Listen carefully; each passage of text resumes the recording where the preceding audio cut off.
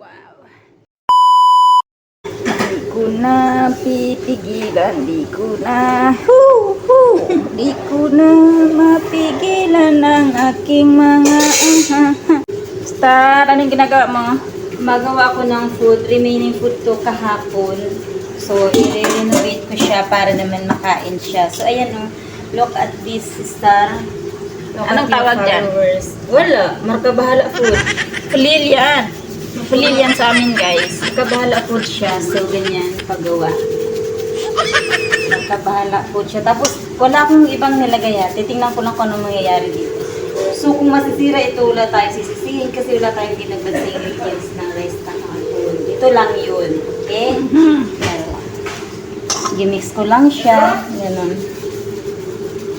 Look at the result then. Hello? Oo, tignan natin mamaya kung anong resulta ng ginagawa nyo. Kung di ba yan tubag ka paglutuin niya na. Ayan. Pero actually, lagyan niya siguro ito ng harina before niya i-fry. Ganun ba yun? Hindi ulan akong ilalagay yan lang. So, abangan natin, guys. Abangan natin kung ano yung resulta ng kanyang ginagawa. Kasi, kanin lang yan eh. Wala pa siyang idea kung saan yan kinuha. Based on her own idea. So, ayan. This is my own idea. So, I don't want to throw this remaining rice. Yesterday it was haram.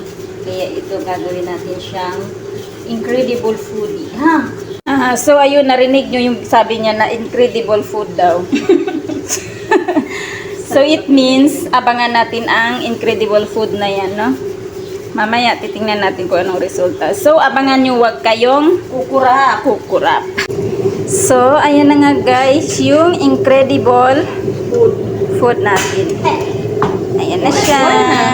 Ayan na yung fulil namin. Yummy to my tummy. Sa mga hindi gustong kumain, hindi sila yummy sa kanilang tummy. Ayan na sila. Ayan, diba? Masarap siya, guys. Look at this. Ayan.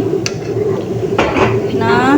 Kaya kung may mga remaining food kayo tulad ng kanin, pwede nyo siyang gawing ganito. Pisain lang ng mahigpit. Tapos pabilugin. So, ayan na siya. Para siyang saging na giflil ba? Belo-belo. Ayan. Narigaw na sukar?